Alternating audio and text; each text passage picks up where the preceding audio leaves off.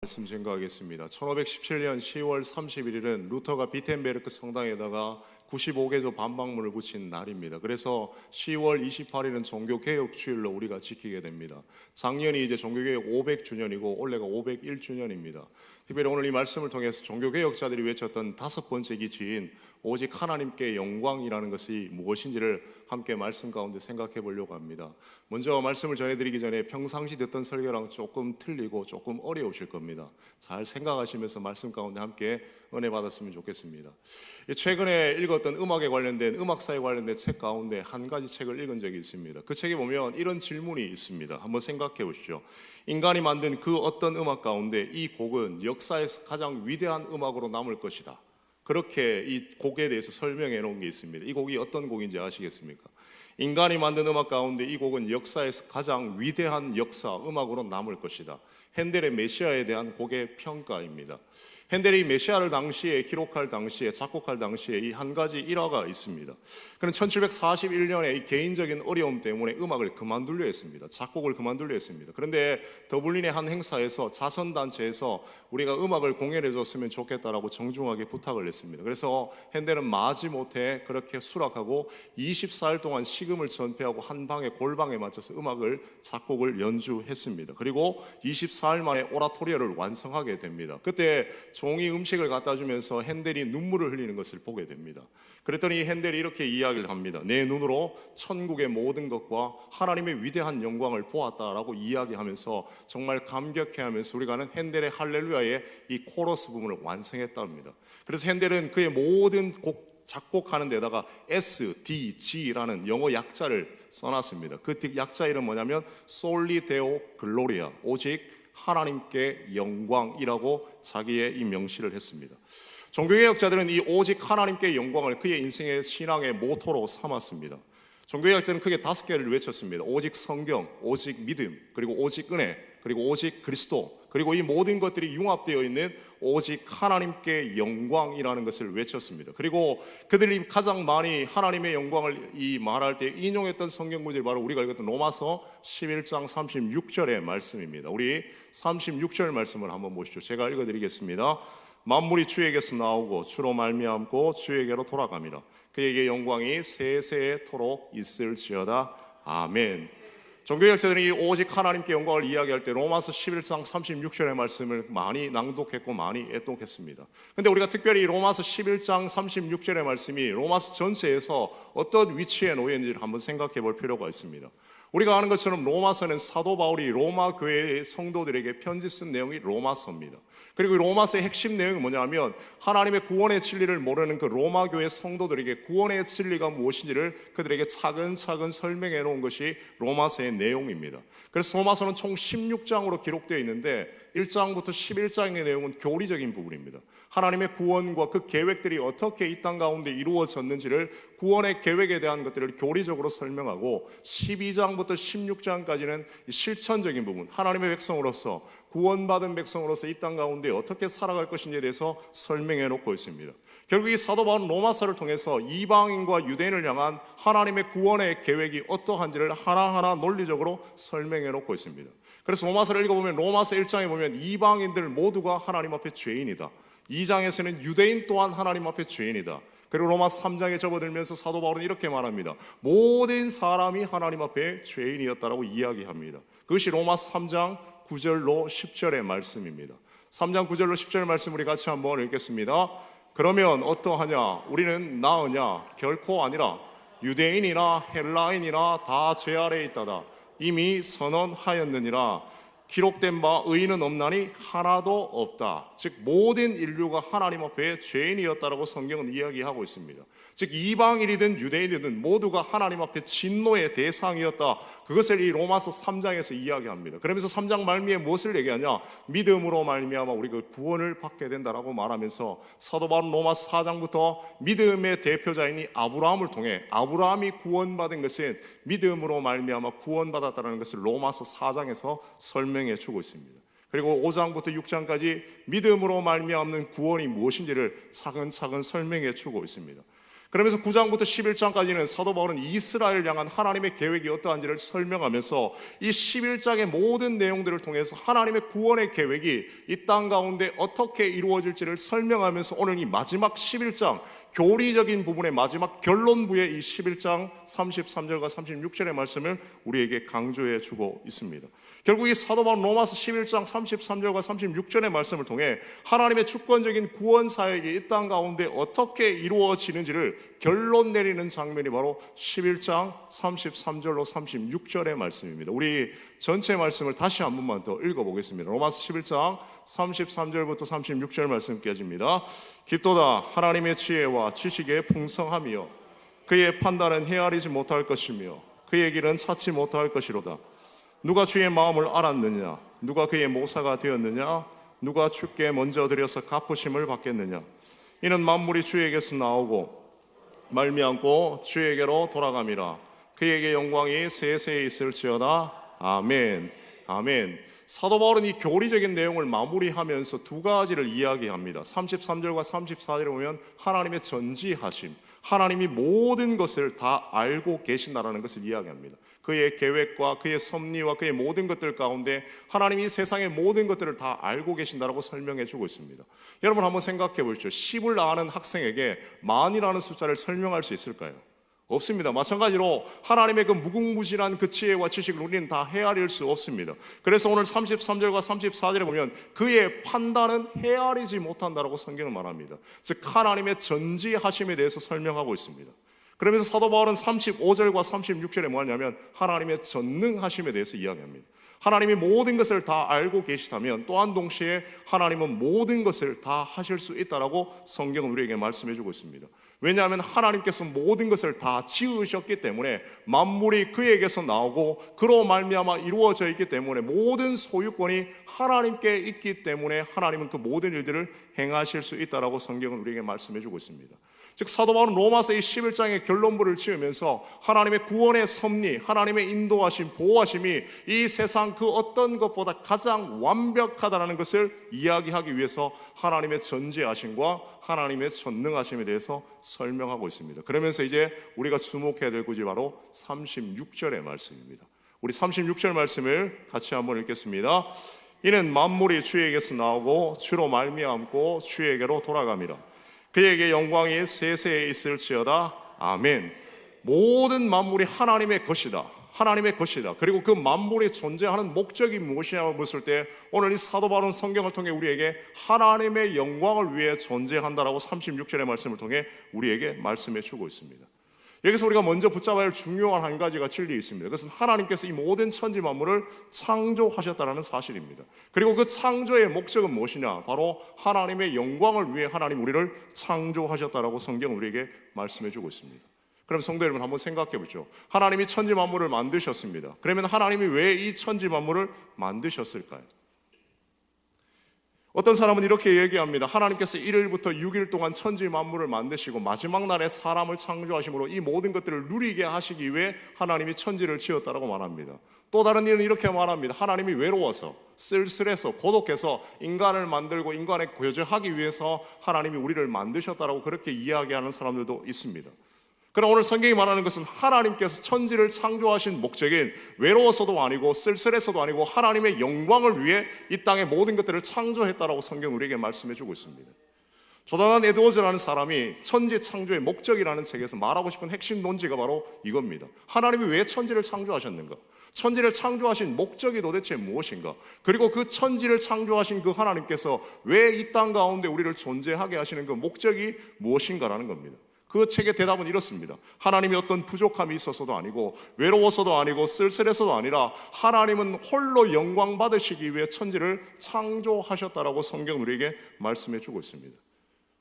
하나님이 천지를 창조하신 이 목적에 하나님의 속성과 아주 밀접한 관계가 있습니다.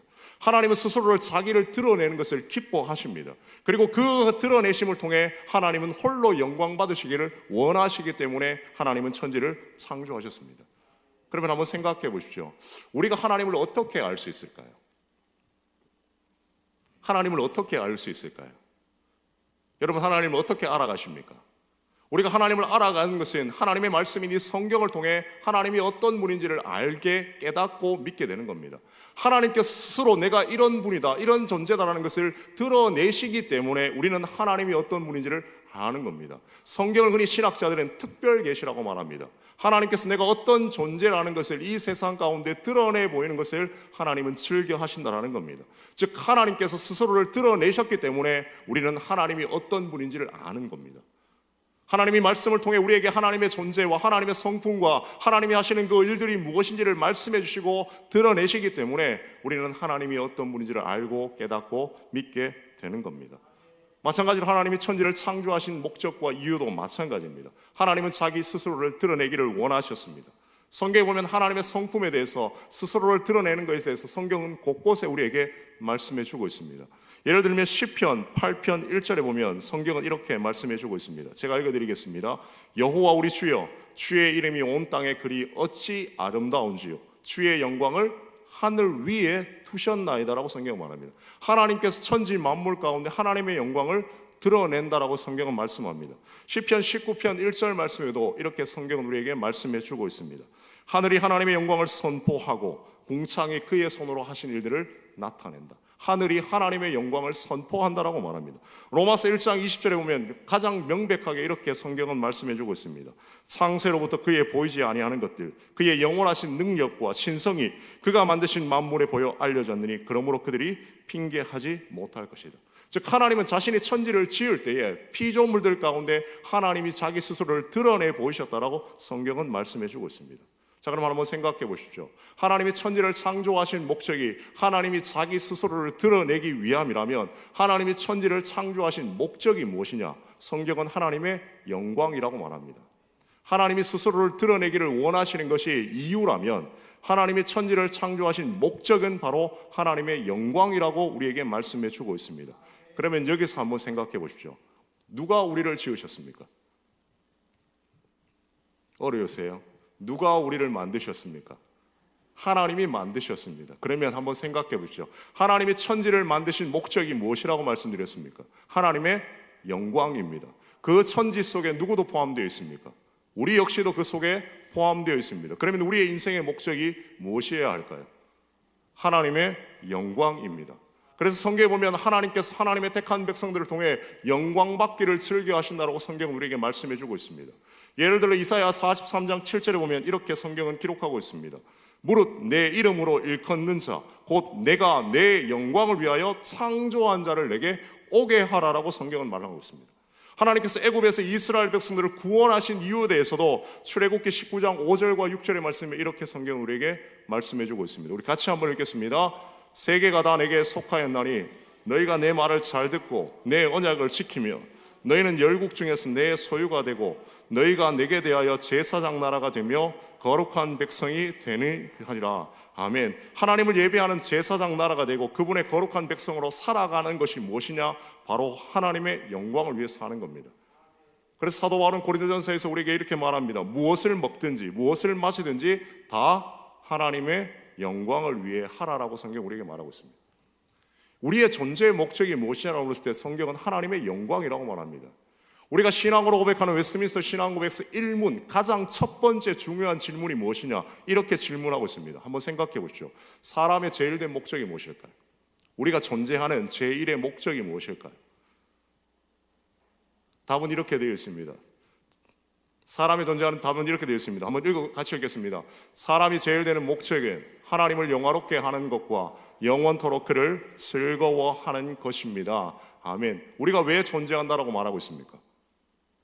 하나님을 영화롭게 하는 것이고 그분과 함께 영원토록 즐거워하는 것이 우리가 이 땅 가운데 존재하는 목적입니다. 그렇기 때문에 하나님께 영광을 올린다라는 이 목적은 최종의 목적이며 궁극적인 목적입니다. 그 이상의 어떤 목적이 있어서는 안 된다는 것을 성경은 우리에게 말씀해 주고 있습니다. 자, 예를 들어 이렇게 한번 생각해 보십시오. 시험을 공부하는 학생들에게 당신은 왜 공부를 하십니까? 라고 물으면 이렇게 대답하는 사람이 있습니다. 네, 대학에 들어가기 위해서 공부합니다. 그게 목적인 겁니다. 그게 최종의 목적이 되는 겁니다.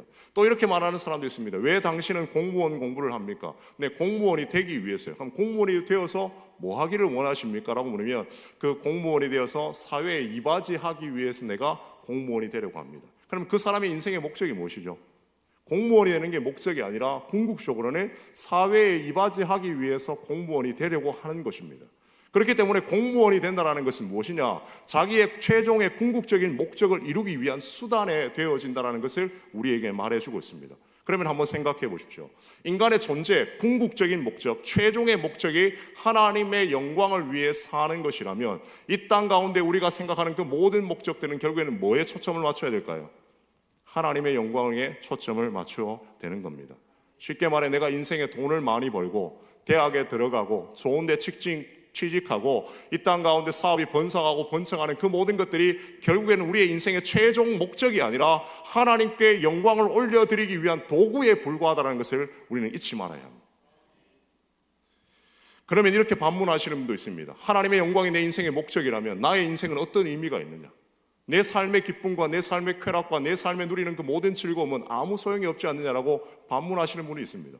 내가 하나님의 영광을 위해서만 산다면 내 인생 가운데 누리는 모든 즐거움들은 아무 의미가 없다라고 말하는 분들도 종종 있습니다. 근데 쉽게 말해 이렇게 한번 생각해 보죠. 사랑을 하게 되면 내가 사랑하는 존재가 기뻐하면 그 기쁨이 누구에게도 기쁨이 될까요? 나에게도 기쁨이 되는 겁니다. 똑같습니다. 하나님의 영광이 내 인생의 목적이 된다는 것은 하나님이 기뻐하시는 그 일을 통해 택함받은 백성인 나도 기뻐하고 즐거워하게 된다는 겁니다. 성도 여러분, 우리의 존재 목적이 무엇일까요?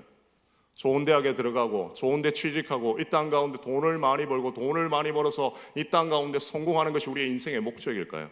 성경은 그렇게 말하지 않습니다. 그것은 도구에 불과합니다. 궁극적인 목적은, 우리가 이 땅 가운데 살아 숨쉬는 궁극적인 목적은 하나님을 영화롭게 하고 그분과 함께 영원토록 즐거워하는 것, 곧 하나님께 영광을 올려드리는 삶이 우리의 인생의 최종의 궁극적인 목적이라는 것을 잊지 말 것을 성경은 우리에게 당부하고 있습니다. 그렇다면 성도 여러분, 우리는 무엇을 위해 살아가고 있는지를 한번 생각해 보십시오. 하나님의 영광을 위해 살아가십니까? 지금 내가 목적하는 그 모든 것들이 하나님의 영광을 위한 도구에 불과하다는 것을 날마다 생각하며 그렇게 살아가고 계십니까? 아니면 그것이 내 인생의 최종 목적인 것처럼 그렇게 달려가고 있는지를 한번 생각해 보십시오. 하나님의 영광이 내 인생의 최종 목적이라는 것은 또한 우리에게 위로도 됩니다. 왜 그러냐면 이렇게 한번 생각해 보죠. 고3 수험생들이 열심히 공부를 했습니다. 그의 인생의 목적은 대학에 들어가는 겁니다. 그런데 대학에 떨어지면 어떨까요? 그의 목적은 대학에 들어가는 것이기 때문에 대학에 떨어지게 되면 그의 인생은 무너지게 되는 겁니다. 그래서 대학에 낙방하고 낙심하면 스스로 목숨을 끊는 학생들은 우리는 종종 보게 됩니다. 왜냐하면 그의 인생의 목적이 대학이기 때문에 그렇습니다. 그러나 하나님의 영광이 우리의 인생의 목적이 되어지면 다르게 됩니다.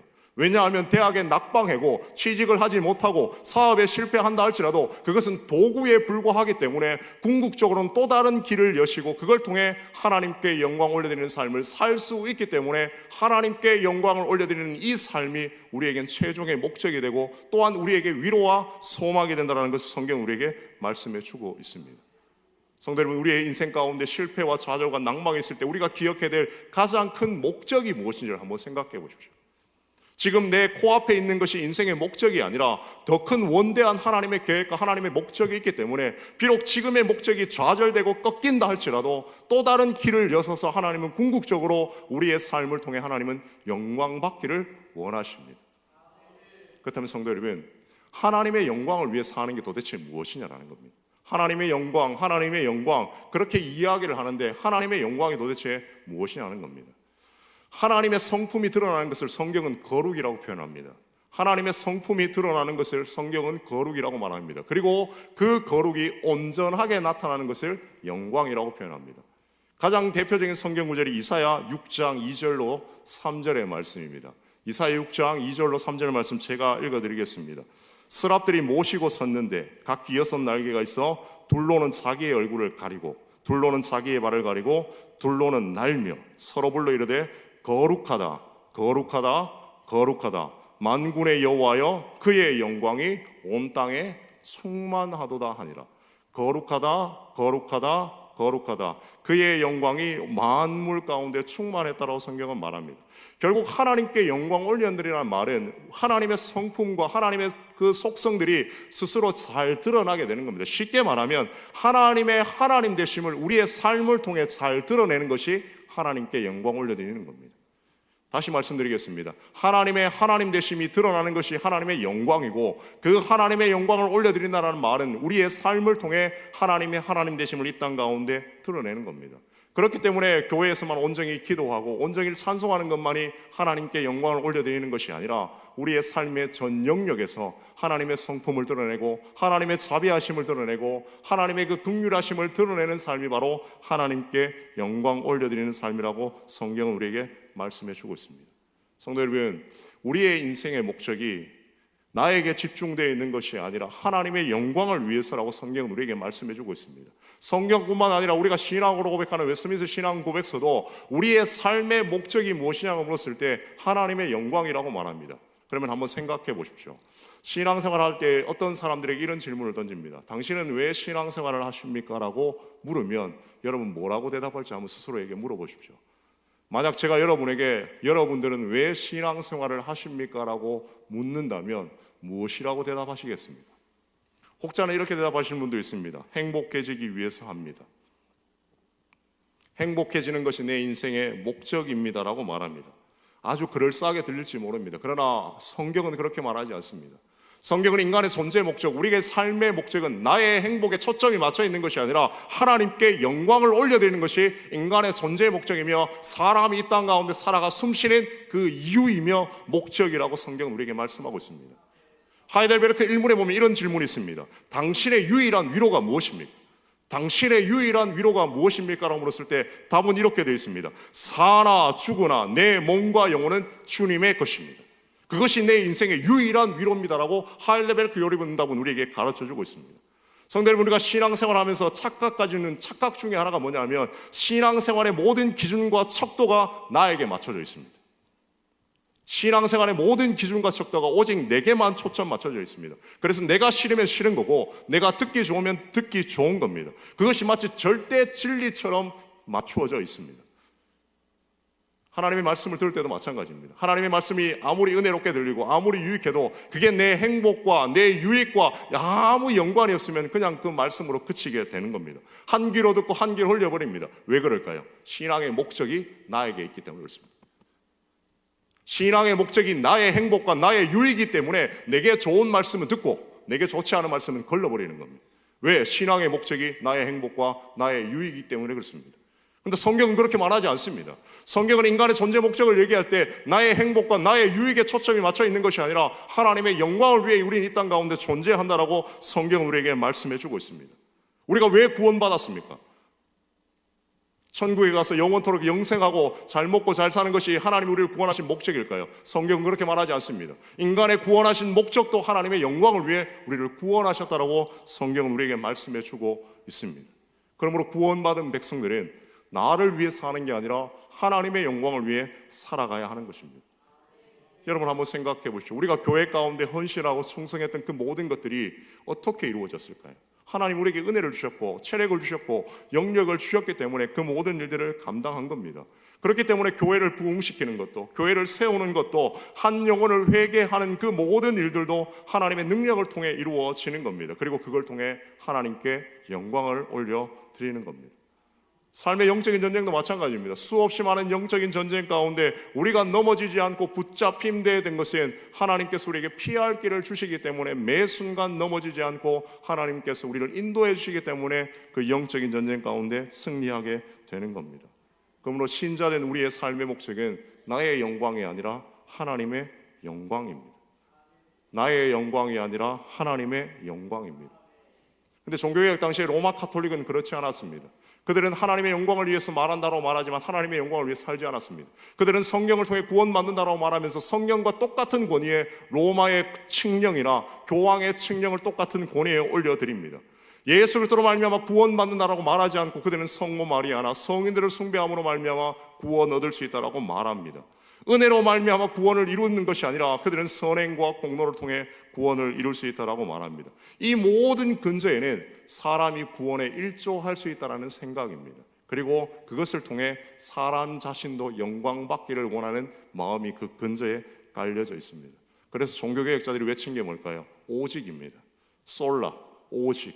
오직 믿음, 오직 그리스도, 오직 은혜, 오직 하나님께 영광. 그것만을 외친 이유가 뭐냐면 삶의 존재 이유와 삶의 목적이 바로 하나님께 영광에 있기 때문에 그렇습니다.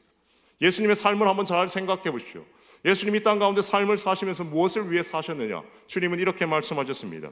아버지께서 내게 하라고 주신 일을 내가 이루어 아버지를 이 세상에서 영화롭게 하였사오니.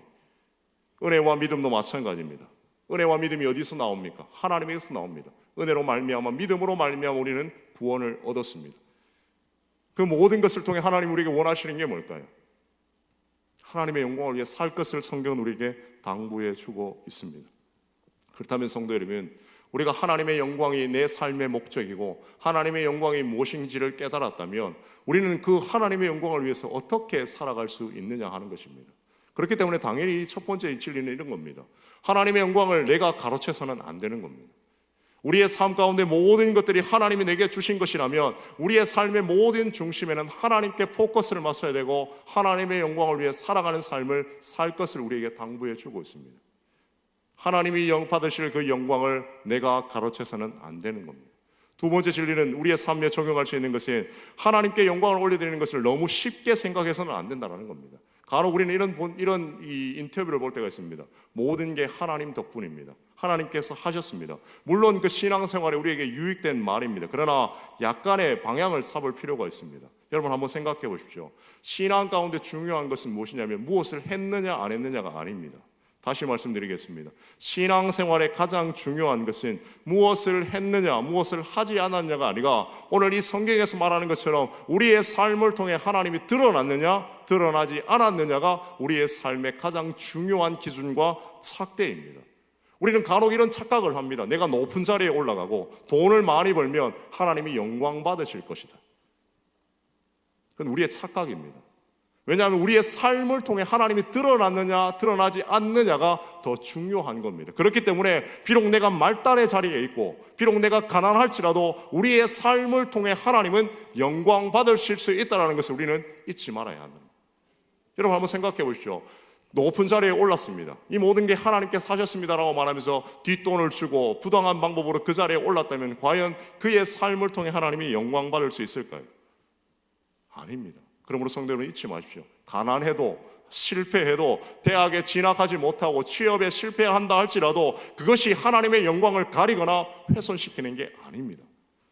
우리의 삶을 통해 하나님의 온전하심을 이 땅 가운데 드러내는 삶이 바로 하나님의 영광을 올려드리는 삶의 모습입니다.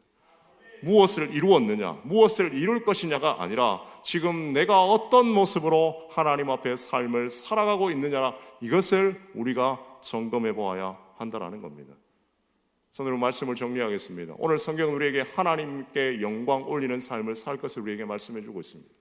성도 여러분, 인간의 존재의 목적이 성경에서 그리고 우리가 아는 신앙 고백서는 분명히 말하고 있습니다. 하나님을 영화롭게 하고 그분으로 말미암아 영원토록 즐거워하는 것이 인간의 존재의 목적이라고 말합니다. 그렇다면 성도 여러분, 우리의 목적은 무엇인지를 한번 생각해 보십시오. 여러분 지금 무엇을 향해 달려가고 있습니까? 지금 여러분이 꿈꾸고 소망하는 그 모든 목적은 최종의 목적의 하나의 도구에 불과합니다. 여러분이 돈을 많이 버는 것, 대학에 들어가는 것, 좋은 데 취직하는 것, 아니면 이 땅 가운데서 성공하는 그 모든 것들은 우리의 인생의 최종 목적지가 아닙니다. 그것은 하나의 과정입니다. 그걸 통해 우리가 나아가야 할 방향은 하나님을 영광 올려드리며 그분으로 말미암아 영원토록 즐거워하는 것이 이 땅 가운데 살아가는 모든 신자들이 해야 될 의무이며 책임이며 사명입니다. 그것을 위해 우리는 이 땅 가운데 존재하고 그것을 위해 우리는 오늘도 하나님 앞에 예배하고 그것을 위해 우리는 하나님 앞에 오늘도 기도하며 나아가는 것입니다. 그렇다면 성도 여러분, 우리의 목적이 무엇인지를 다시 한번 점검해 보십시오. 그리고 하나님의 영광 올려드리는 이 목적이 우리의 삶에 얼마나 위로가 되는지를 한번 생각해 보십시오. 만약 내 인생의 목적이 무너질 수 있습니다. 내가 꿈꾸고 소망하는 그 모든 것들이 한순간에 다 무너질지라도 그것은 하나의 도구에 불과하기 때문에 우리는 거기서 실망하거나 좌절하거나 낭망하지 않습니다. 또 다른 길을 여시고 그걸 통해 하나님은 궁극적으로 우리를 통해 하나님이 영광 받으시기 때문에 우리의 삶의 실패와 좌절과 낭만까지도 하나님은 가장 아름답게 사용하고 계신다는 겁니다. 그러면 성도 여러분, 우리가 살아가야 할 삶의 목적은 분명합니다. 나를 위해 사는 게 아닙니다. 신앙생활은 나의 행복과 나의 유익을 위해 하는 게 아닙니다. 신앙생활의 궁극적인 목적은, 우리가 예배하고 말씀 듣고 기도하는 이 모든 것의 궁극적인 목적은 내가 은혜 받기 위해서가 아니라 하나님의 영광을 위해 살겠노라고 다짐하며 결단하는 자리에 예배의 자리가 있고 말씀의 자리가 있고 기도의 자리가 있는 겁니다. 그렇게 살겠노라 결단하는 자에게 하나님은 오늘도 믿음을 부어주시고 은혜를 부어주시는 겁니다. 오늘 이 말씀 앞에 우리의 인생의 목적이 무엇인지를 다시 한번 점검해 보시고, 내가 지금 잘못된 방향을 나아가고 있다면 이 말씀 앞에 오직 하나님께 영광 올려드리는 삶을 살아갈 수 있는 우리 모든 성도들 되기를 주님의 이름으로 소망합니다. 아멘. 우리 시간